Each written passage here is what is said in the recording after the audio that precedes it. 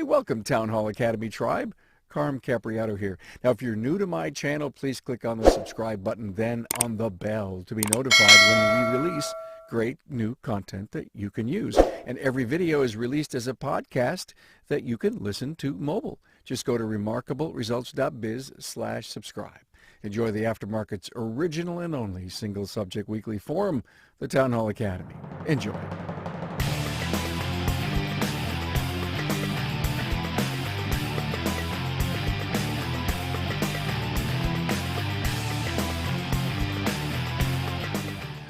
A coach's lab, 5 reasons why employees leave. I had a lot of choices because there's a lot of passionate people that want to talk about our subject today.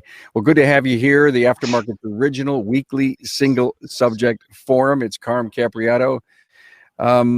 Hey, my sponsors, if it wasn't for my sponsors, we would not be here in week 195. Thank you to Shopware, and they want you to wow your customers while keeping your distance. Now, even while staying 6 feet apart, Shopware's innovative technology will help you move cars through safely and efficiently. Completely digital workflow allows customers to review, approve, and pay for repairs all in one place. Request a demo. How about this one? GetShopware.com/Carm. Got my own page over there. Hey, are you tired of your cookie cutter website? Is it bringing you new clients? I mean, think about that. Is it just the same as everyone else? Well, let our friends at Shop Marketing Pros create a website that's as unique as your shop on the web at shopmarketingpros.com. Okay, who's with me here today as we're going to talk about why employees leave? Murray Voth is here, owner and principal trainer at RPM Training, supporting the independent service professional in that great white north of Canada. But you also do business in the U.S., right, Murray? Yes, I do. Yes, I do. And now with Zoom and all of our technology, it's even easier. Yeah, it's amazing. We should do an episode, guys, on. So when was the last time you traveled? And of course, that would be a non-episode. And but we're all living and surviving on more Zoom calls than we ever imagined. In fact, I think there's something called Zoom fatigue going on out there. Dave Schedin is with us from Computrek Automotive Management Systems, who offers coaching for the automotive service professional through experiential seminars. We've, by the way, just so that you know, Murray, Dan, and Dave, we've all done shows together. Please get those names, run them on my site, and listen to all the stuff that they've done. I mean, these are real professionals in the trade. Dan Taylor is with us, Senior Business Advisor at Transformers Institute. We've done 3 podcasts together on emotional intelligence. You owe yourself to listen to those 3. I'm a big fan of EQ. I've gone through seminars, and I was just honored to have Dan come on and help, because we need more of this than we know. The whole EQ side of our business, and I think it highly relates to what we're going to talk about today. Okay, I wrote a piece of paper and I said that you're here to either confirm or learn something about why employees quit. My thoughts were, let me see, are employees feeling engaged or appreciated? Is management not dealing with problem team members? Did you ever hear that story? Your people know who shouldn't be there, even if you don't. Just ask them. Or if you go to sleep every night knowing you have a problem, everyone else does too. It's just not your secret. Employees leave people. They don't leave companies. I believe you may cover that today. They have no growth. They see limited opportunities. They're not setting goals because you're not helping them to bring expectations into the job that they have in your business. Poor leadership's on my list. I hope you guys cover that. And also poor culture. And I think all of that lends itself to this. And you say, why would we have this negative meeting? Why employees leave? Because if you listen to this team talk, you're going to learn to spin that around and say, how do I keep my great people? Am I right? Wouldn't that be the ultimate goal here? Absolutely. And no matter if I have just 5 reasons, there's going to be a lot more. But that was just a marketing ploy to get people to hang out with us and say, I can handle 5. I can't handle 10, but I can handle 5 reasons. Murray, let's start out with you. Talk about that no one cares about their development in the business and why the responsibility of the owner is tantamount. Well, I'm going to take a little tiny step back to a leadership phrase that I developed with a friend of mine who's an academic in this field. He lives in an ivory tower. His name is Bruce. He's a wonderful guy. And I translate his work for the rest of us to understand. And then I send it back to him and see if I said it correctly. And we have a phrase that we've created that says, good leaders provide hope and competence.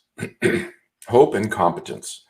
People want to get up in the morning and go be part of something that gives them hope for the future. If they're going to put in 8 hours today, it's not just going to contribute to their paycheck, it's going to contribute to the organization, to their future, to the rest. That's the whole part. And competence is we as human beings actually want to get better at what we do.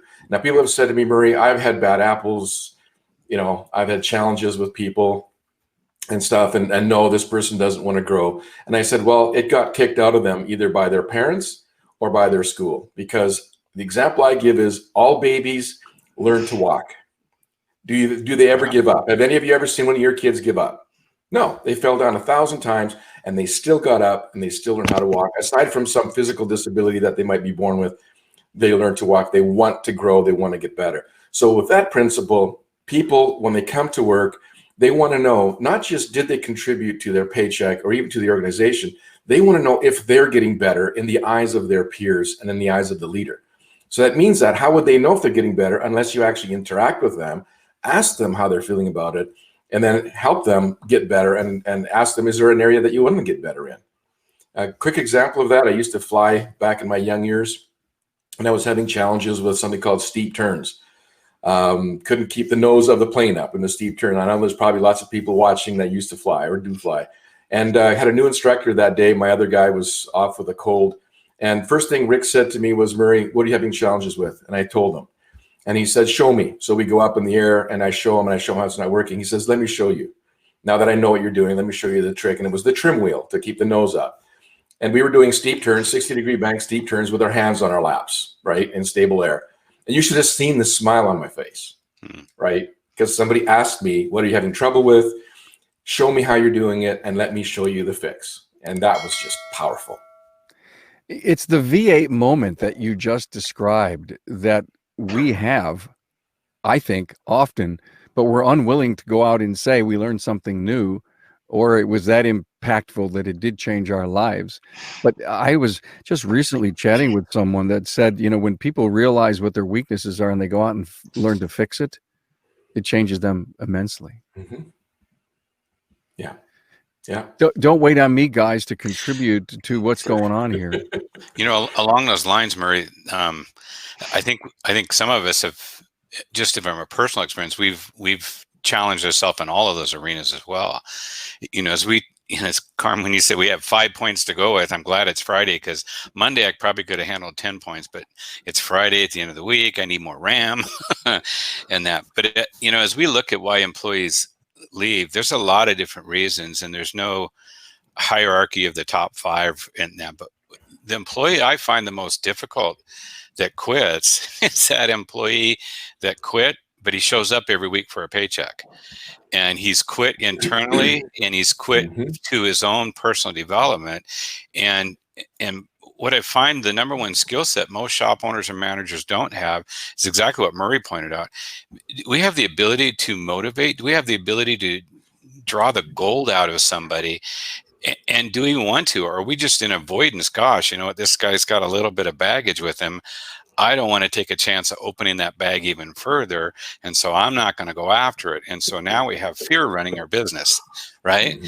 And get this, if an owner or manager, and this is my own experience, this is my own testimony, if I don't want to go help somebody be a better version of themselves, at some level, I'm not being a better version of me. I don't want to go help myself be that.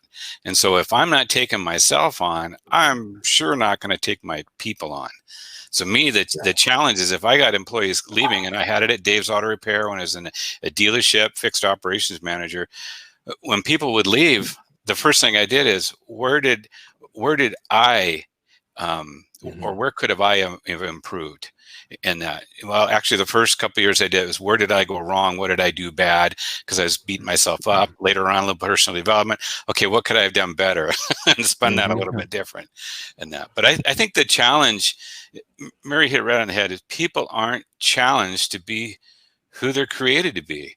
And it could be that job doesn't fit that person's purpose on this planet. And it's funny, people say, well, was I put on here to be a technician or a service advisor?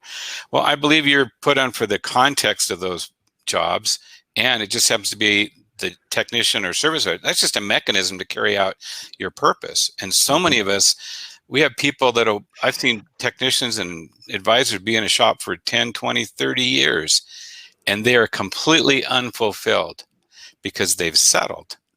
And I think that's another attribute. I think settling has its fingers into so many different venues of the owner's mindset. And the more the owner allows settling, the more their people have it. As goes the staff, as goes the leader, goes the staff. Yeah, and my point, and Dan, I wanted to bring you in. You look in the mirror, the fault of that person who's been there for 30 years and is totally unengaged is totally the person in the mirror, the leader of the business.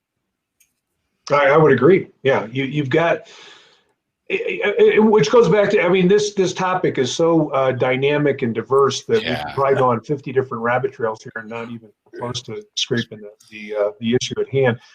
So two things that I wanted to bring up, and I echo and would certainly agree with everything that Dave and Murray has said so far. One of them is a cultural issue, right?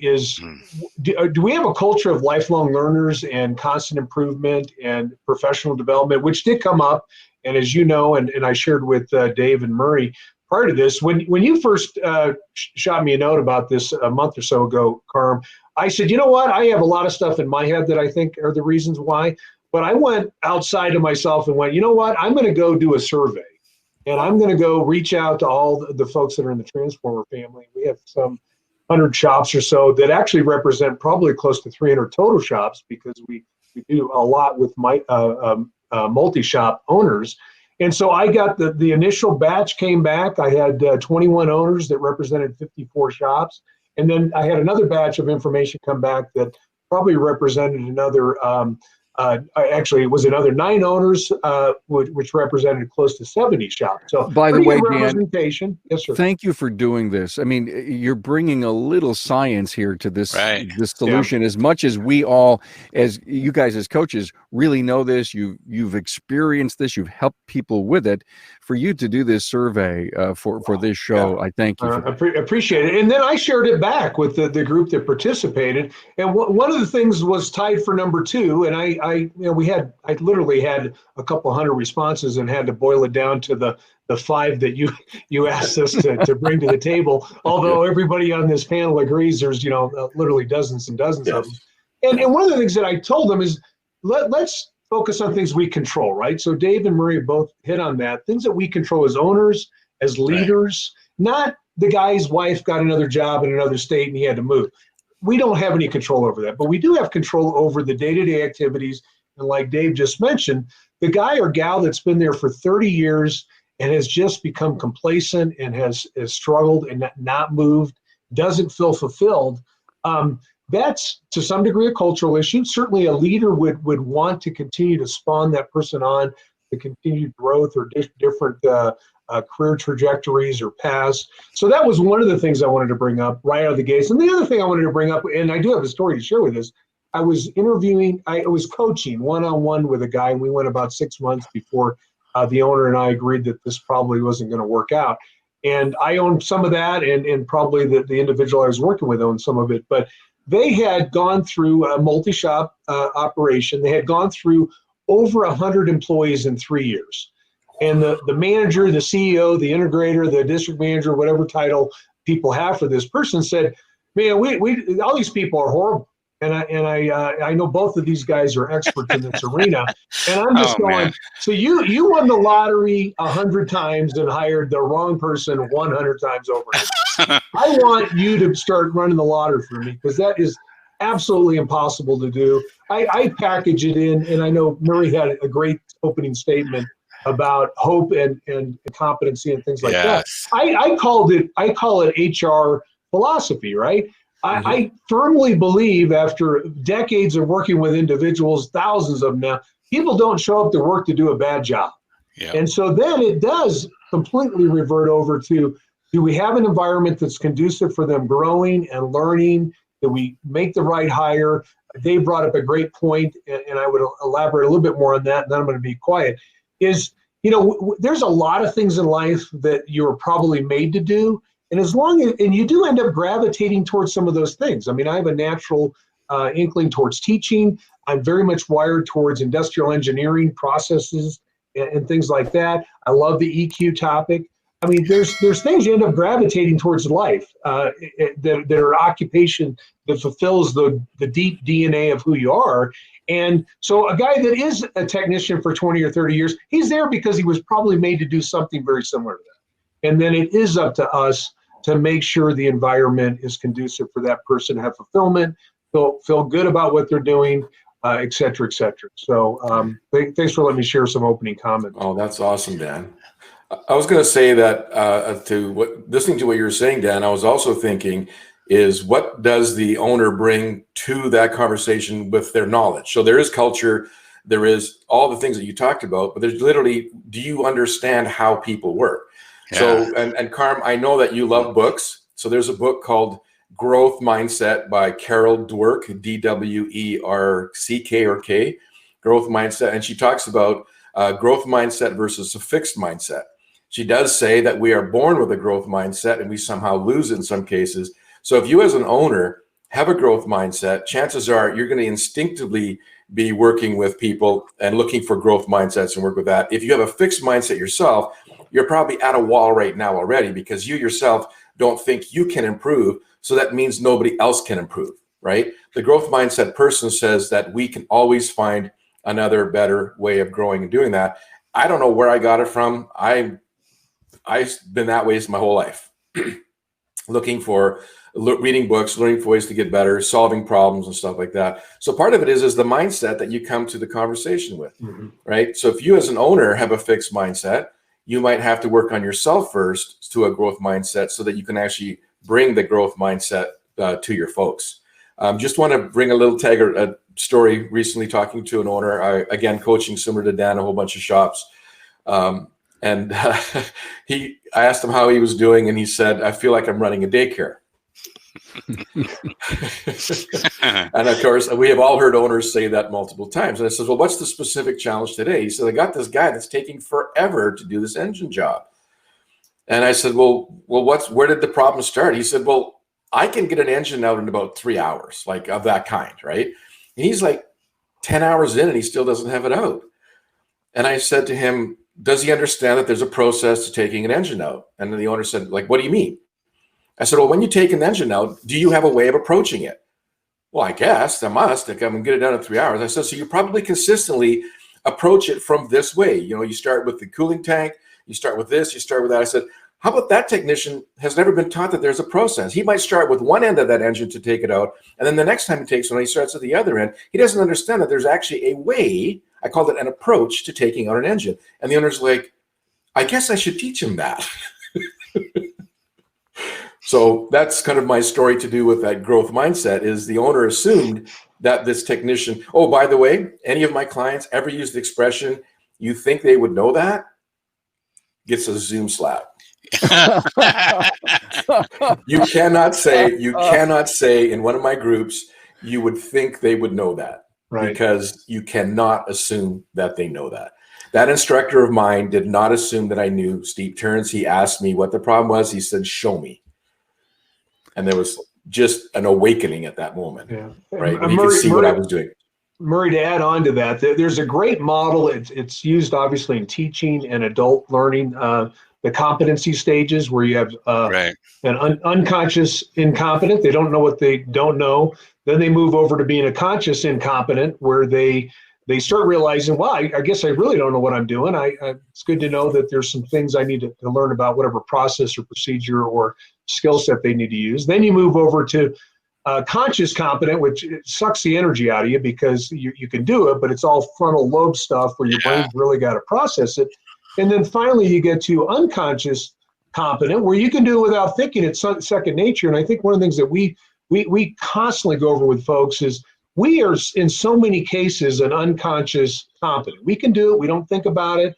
And we bring on a new employee, or in your example of the guy pulling the motor, maybe he just didn't know what he didn't know. And you had to go back, and the owner says, I mean, he's just thinking this is just common sense, but it's not always common sense. And it's not always something that the employee understands how to do.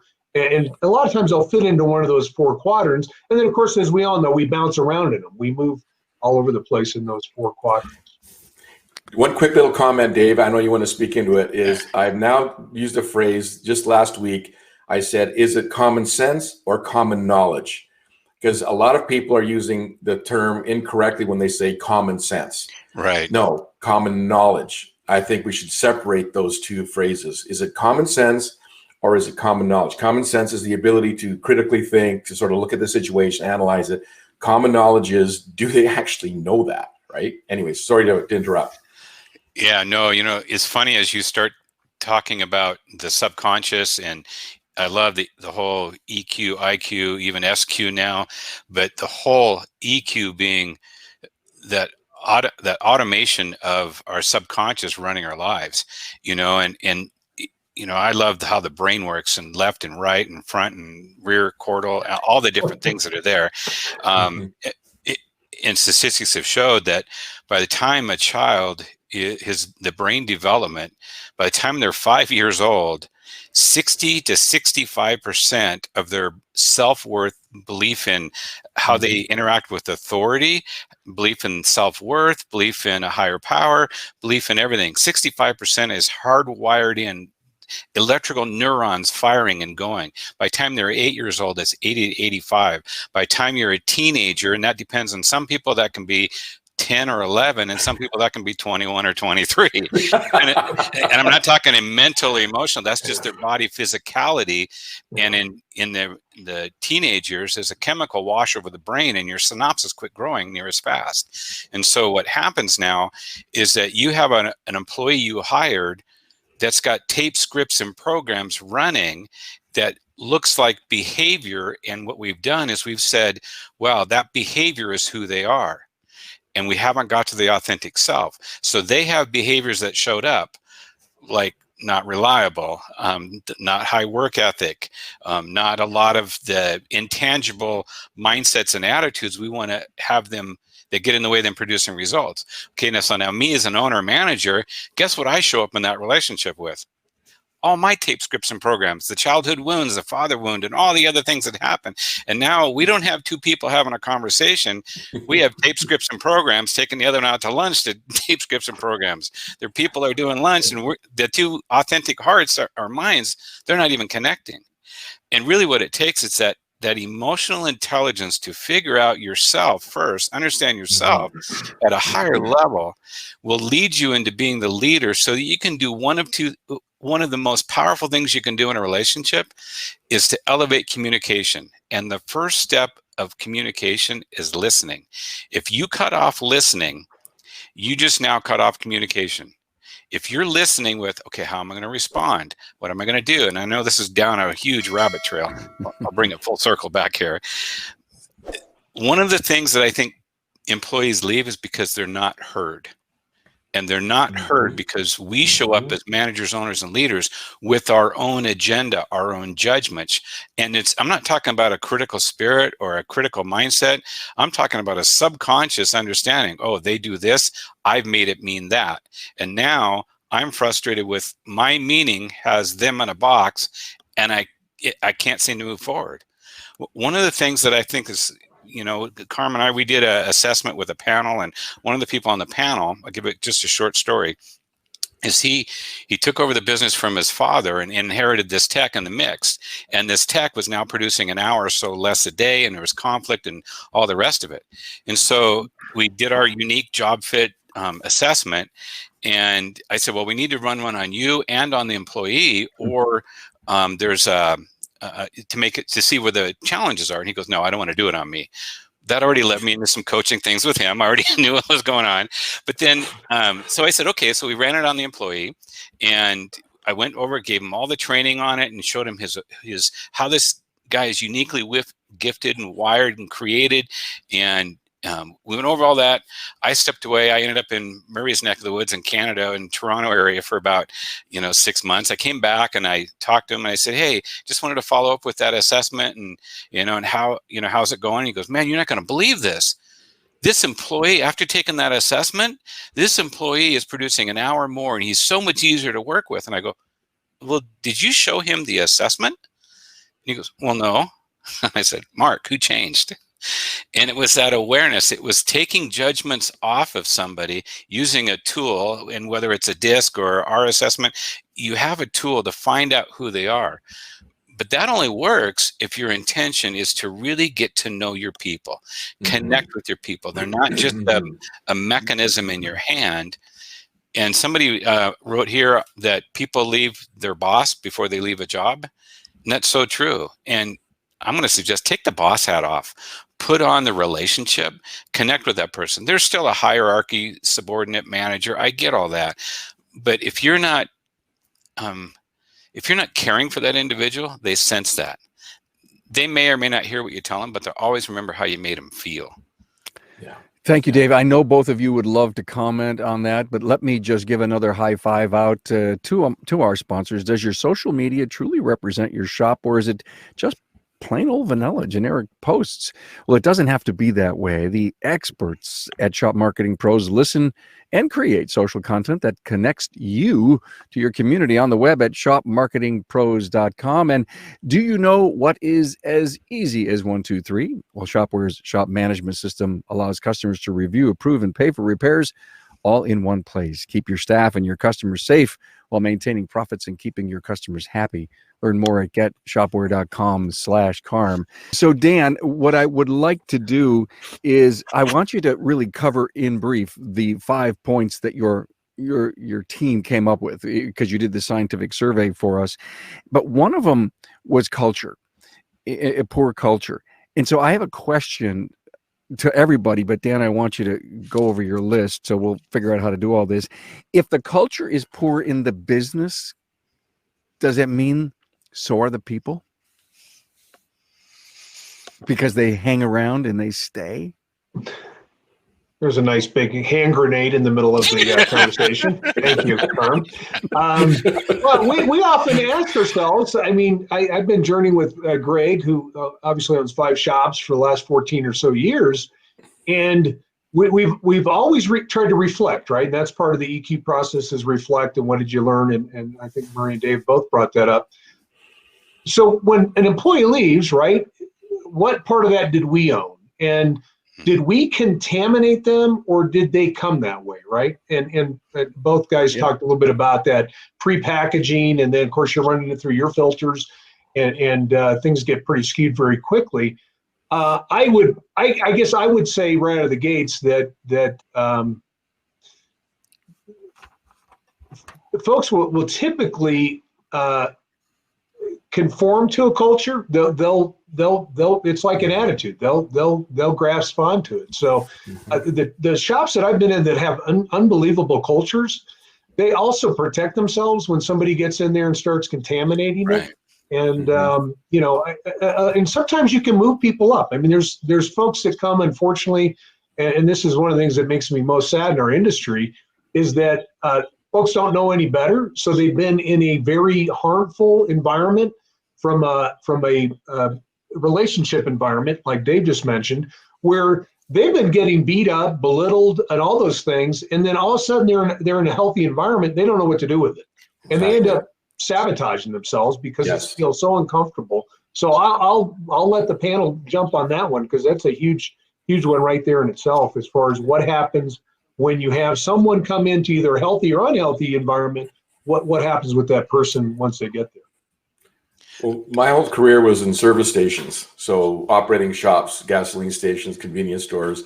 So people have asked me how many gas jockeys did I raise, and I wish I would have kept track. My wife says we raised about 250 teenagers in our career, and I distinctly remember one young fella came from a very troubled background, and he was self-sabotaging. He loved the technicians, he loved the place, but he began to create drama and stuff. And the techs were saying, because the gas jockeys would help clean the shop, there was some overlap in terms of roles. They pick up and delivered customers' cars and stuff. So I took the kid aside and I said to him, I know your life is troubled, but do you feel safe here?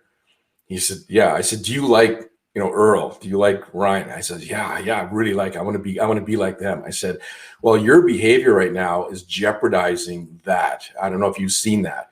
I said, so if you feel safe here with all of us, I said, then don't screw it up. I said, I understand when you go home, it's messy and scary. And I says, if you need some help, we'll find you some resources. I said, but please do not mess this up here. And he listened, right? So I had a hard talk about it's safe here. But if I could just spend a couple of minutes on this culture topic, leadership topic, and guys like Dan and Dave and Carmen and I, we will sit and talk about this stuff for hours. We just love this stuff, right? Yep. And some of our clients, shop owners, they're got dyslexia, ADD, they're kinesthetic learners, they bring all this stuff. They're like, guys, will you just already stop talking about that it's hurting my head already? Can you give me a silver bullet? And of course, we don't have any silver bullets, right? But one of the things that I'm really working with my clients with is what we've termed a toolbox meeting. I forget who we grabbed that from. Somebody in the industry gave me the name. But the thing with my friend Bruce that I work on, he's again an academic in the leadership field. He said, when a person stands in front of a group and speaks, they are automatically seen as a leader by the group. It's a socio-cultural anthropological fact that if you stand in front and you're the one talking, everybody begins to look at you and you are the leader. I said, so when you as an owner, if you want to start your first steps of leadership is somewhere in the morning, before you start, right after you start, before our morning coffee break, have a 5 to 7 minute meeting. And I said, the topic doesn't matter. The fact that everybody's there doesn't matter, because what holds people up is well, that tech's on a test drive and that advisor's on the phone, and have the meeting at 8:07 every day, regardless of who's there, because you have now put yourself in front of the group. And then the person who's on the test drive is going to come back and say, hey, what did you guys talk about? What was the topic? Right? Or the advisor is going to get off the phone and say, what did you guys talk about? What you're doing is you're using peer pressure in a positive way. Let the tribe run themselves. You stand up there, speak to the tribe, and then they will circle back to each other and find out what was talked about. But back to Dave's comment about listening, is the 3 topics that I tell the owner to bring up is, hey, technicians, any current challenges in the shop today? What's going on? Oh, you got that Jag over there? Okay, you leave Carm alone because he's doing electrical in a Jaguar, right? Or, hey, advisors, what's going on in the front today? Oh, Mrs. Smith with her 7 golden retrievers is going to be today. You know what? Let's leave Jennifer alone, because Jennifer is going to be being relational with Mrs. Golden Retriever for an hour, right? And then you say, guys, anything else you need? How's the equipment, parts, supplies? How's the software, everything working? How's the Wi-Fi today, right? You've checked in with each of the segments of the business, checked in for their tools, and you say, high five, let's go, right? And guys, this is revolutionizing shops. It's simple. It takes practice. Owners feel awkward at first because they're not used to being that person up front. They tremble to be in front of the group. But I tell you, the guy with the engine challenge, 2.5 weeks now, he says, finally, he says, the technicians were mumbling and they were, what are we doing in this meeting? This is stupid, whatever. He says, 2.5 weeks later, they are now coming with answers to this meeting. He said it took him almost 3 weeks to get the culture beginning to shift, that yes, he does want to hear from them. Yes, he does want to hear about their challenges that are going on today. And that shift is happening in there, right? So I just wanted to give everybody a little tool to take all this great concept that we're talking about and bring it down to a little tool you can take today. Empathetic. He just described, Dave, empathetic listening, and you can listen, but if you don't record and you don't do the things that you're being asked, then it's just a BS meeting. You know, it's funny when you set culture, so many shop owners, they read these books, they go to workshop and they study up on culture, what it is. And so they made this culture declaration, but their actions don't match it. And so if you're going to create a culture shift, number one, you got to shift in here before you show up in the meeting. Two things I'd give as practical tools is everybody that comes in to your location and you hire, I don't care if they're sweeping floors or they're the next owner, whoever that is, at some level, you want to set the culture in the hiring onboarding process.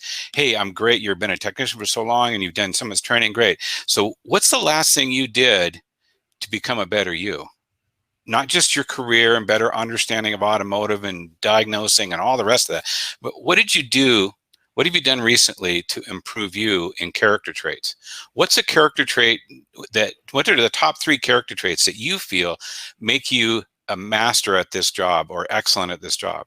Great. What are the 3 character traits that you find, gosh, if I just had more of this, that I could do so much more? What are those character traits? And then journey with them on that if you bring them on board, or even your own staff.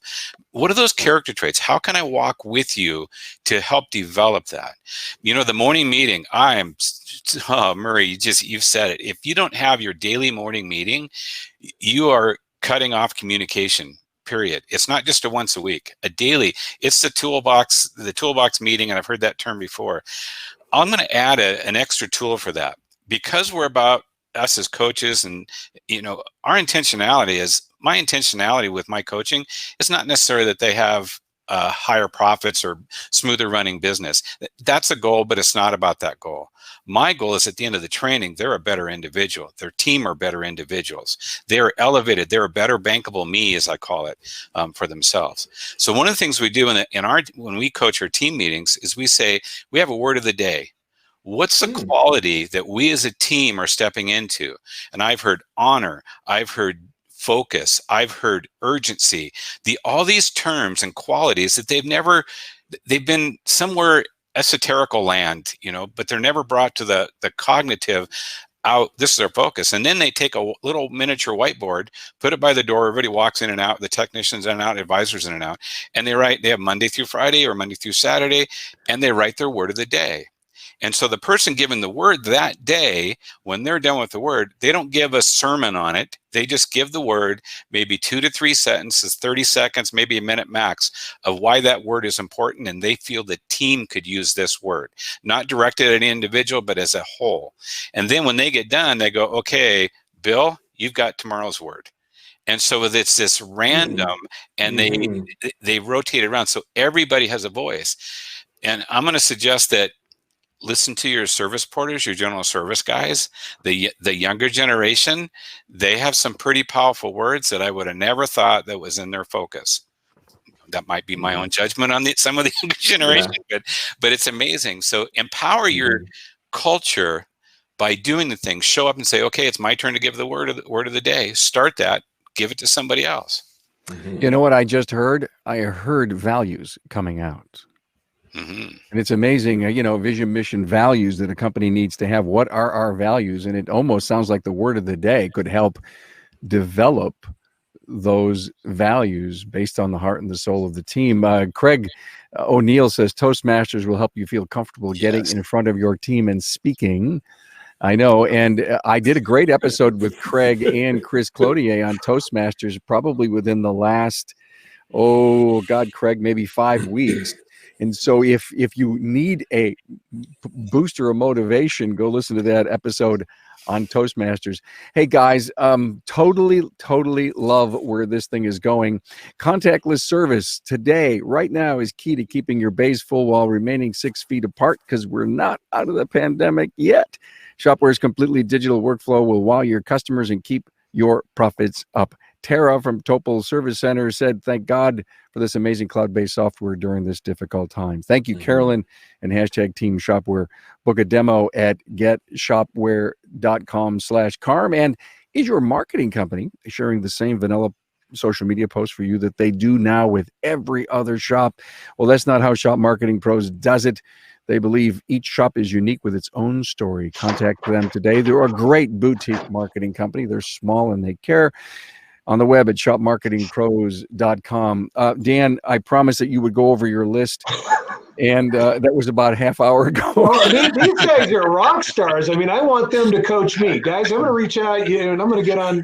You guys can coach me. You're doing an awesome job. I got to tell you, this has gone to great places. And so let me apologize to my audience that you are not walking away with those 5 things you came here for. Well, and a lot of them absolutely fall under what we've already talked about. So let me get in order. This was just our feedback, so it wasn't completely, but it certainly gives us a base. Unclear and limited opportunities for advancement and career satisfaction. And as we move into the next series of generational stuff, I do want to share with everybody, this book is an awesome book as a general great read for the millennials. And 75% of our workforce in the next couple of years is going to be millennials. And I love millennials. They have some unbelievably great attributes, but they need to know where they're going in their career. So it's really critically important. Dan, let me stop you for a moment. Murray gave us a book, Growth Mindset. You've given us a book, Why Size Your Business. I have a books page on the website. These books will be there. Any books we ever talk about on the podcast over all the years are listed there. So don't hesitate to go to the books page. Go ahead, Dan. Awesome. We just alluded to this, right? Values alignment, and what that was a top reason under poor leadership was, and I think Dave mentioned, if you show up and profess one thing, but your behavior, your attitude, and everything else shows everybody something else, then that's not lined up. I mean, and people want to follow people that they know exactly where they stand. We talked a lot about the culture. That was a huge thing. That was tied for poor leadership. Lack of recognition and appreciation. I want to come back to that because I think that's a huge thing we can emphasize as a co-art here that will really make an impact. It's the take the tool with you today that will work wonders for your group. And then the last thing was unclear and unmet expectations. And some of that fell into onboarding, lack of vision, and we talked about the vision and culture stuff. And then, unrealistic marketing, people, we have very bold employees right now that will walk in and say, I need to be making $40 an hour because Joe over there makes $40 an hour. And I know I've only been in the industry for 3 years, but I'm doing the same work. And so we've got some new challenges out there, but let me go back, if I could please, to lack of recognition and appreciation. There was two things, and I'll add a third one on here.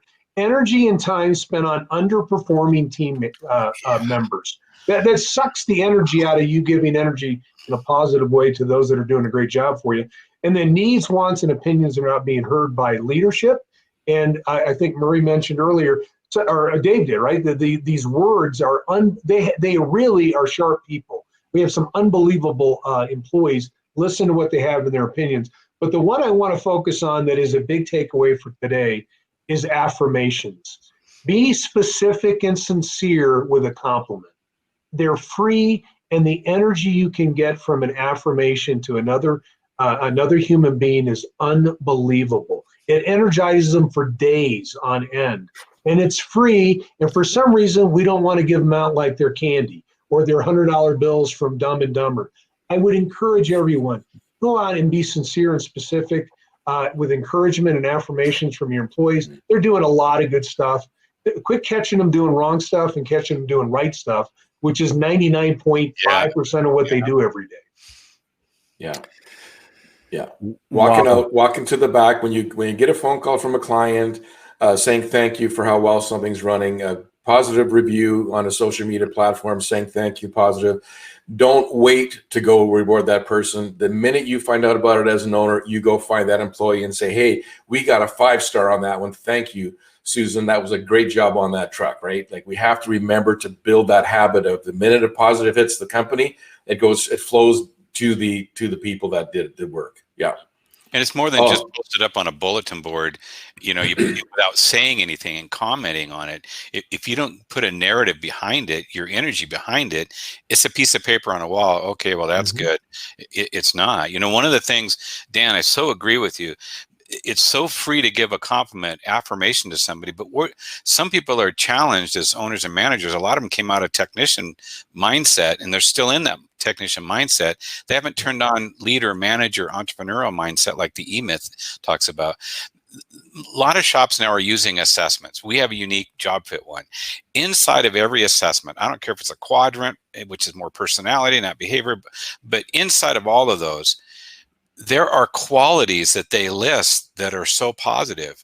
If you don't know what to say, go read an assessment on somebody and go, oh, wow, they're very gifted at learning. They're very gifted at decision making. That, wow, they have a good pace. Wow, they have a good assertiveness. Wow, they have good leadership. And use the tools that are in the industry that are really pennies on the dollar for the result that you get out. You know, Amazon did a study. American Express did a study about the best investment on this planet. It wasn't stocks, property, real estate. It wasn't businesses. It wasn't franchising. The most highest return on investment was personal development. And when you have personal development yourself and invade that into your culture, into your people, you'd be amazed at what your team will create when you get out of the way of the greatness that's already in them. You want to tap into that greatness and not look for where they're broken, because we're tech guys, we're fix-it guys, which means we don't go look at what's running right. We're always focused on what's broken, and we carry that into relationships. And I know it doesn't work. I've tried to master that, and I haven't made it work yet. Unbelievable, guys. As every Town Hall Academy seems to go places we never expected because the smarts and the energy that the guests bring. The topic today is the Coaches Lab: 5 Reasons Why Employees Leave.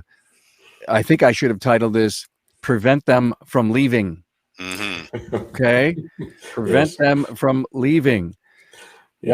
Wow. By the way, Dave does talk a lot about assessments, and we did do an episode together on assessments. It was episode 572, and you guys have all been tremendous contributors to the podcasts, both Town Hall Academy, Remarkable Results Radio, for the benefit of lifting our great industry.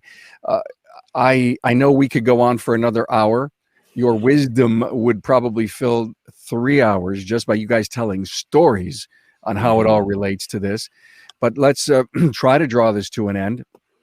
And let me give you each a last word. Dave, I'll start with you. Dan, I'll go to you second, and Murray last. And so, David, Computrek Automotive Management Systems, give us your final word, my friend. I think we pretty much touched on most of it, but really, be a better you. Be authentic. Be your true self. And if you don't know who that is, that's okay, because guess what? Everybody on this planet is still trying to figure out who they are, including those who've been on the journey for a while. I've just discovered more of who I am, but I also got a whole lot more to go. Be on that personal development journey for yourself and do it for your team. Be a better you, and you'll have a better business. Yeah. Wow, fabulous. Thank you. Dan Taylor, Senior Business Advisor, Transformers Institute. We've done 3 episodes on emotional intelligence. They are required listening. I appreciate that. And I facilitate a couple leadership groups, and it's a mandatory part of my workshop that I do on that because it's so fundamental. And I think Dave and Murray mentioned that, and I can tell just in dialogue with them, they absolutely truly believe that is a great foundation for everybody. Grow yourself, right? Grow yourself. Leadership development is self-development. At the beginning of the day, that is exactly what it is. So I'd echo what Dave just said on that. And I would say control your controllables, right? There's a lot of things out of our control, but everything we gave you in that list of 5 that we had dialogue for the last 45 minutes plus are all things that we have impact on, that we can influence, we can encourage, we can make a difference, we can lean into it, and become something more than we are with our employees and help them. And Carm, I think you capped it off. I mean, we'll probably need to do another one of these on how do you retain, right? That's the key, retention, because these are all reasons why people potentially left, but it's looking in the rearview mirror, and that's hindsight 2020. So now that we know what the top reasons are, what can we do to address that, to stop future bleeding and losing really great quality people for reasons that didn't need to happen. Awesome. Wow. So why are you here? You're here to confirm or to learn what you either do or don't know. Final words from Murray Voth, owner and principal trainer, RPM Training, supporting the independent service professional throughout North America. Murray? Well, I just wanted to say that I hired myself a coach 2 years ago. I have a Brenda as my executive coach, so I have somebody working with me just to affirm that what Dan and Dave said about our own self-development, and I have been working with somebody there. What I wanted to bring up was, and I don't know quite how it was phrased, but one of you guys touched on this, and the Gallup company, the research company, does tons of work on this. It's fantastic stuff. And they say that 60% of North American workers do not have a clear expectation of what their job is. Mm-hmm. And hence they're discouraged because they have no clear. So they're hiding in closets looking at their phone because they don't know what their job is, right? And so I just want to leave a really practical story, if I can. Shop owner complaining about his helper, new kid who was helping balance the wheels after the changeovers in the winter season. And speaking of Great White North Farm, we've got 8 inches of snow here all of a sudden this morning. I wasn't expecting. But anyways, so the owner said, they're supposed to clean them, right? And you clean the wheels so that when you're balancing them, the mud doesn't make the thing go off balance. Those of you that are techs would know this, right? So he walked by the kid and said, "What are you doing?" And the kid's like, "Well, I'm balancing the wheel." He says, "Yeah, but you didn't clean the wheel." Well, the kid said, "Well, it looks clean enough to me." Right? So the owner lost it. And but he had delegated the training of this process to the kid, to the technicians, right?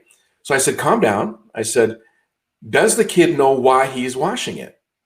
And you know what he found out? The kid didn't know that he was cleaning it to get the mud off for the balancing.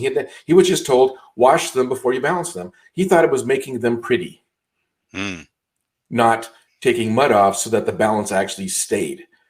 To me, that was just the most brilliant little story of clarifying expectations to get results. We have to ask the right questions. And when we delegate the training, we have to make sure that the people that we've delegated the training to have communicated the why I'm washing the wheels. Bingo, the why. Absolutely the why.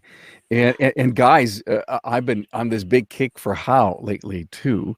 Oh, and I, mm-hmm. And in this particular case, I think you guys laid up some really good why and some really good how.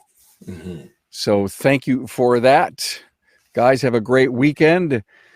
Boy, this was just a tremendous episode. 5 reasons or tons more why employees leave or prevent them from leaving. Yeah, I love your idea. We should do this again on the how do we keep them, right? Okay, everybody. Thanks. Have a good weekend. Thank you.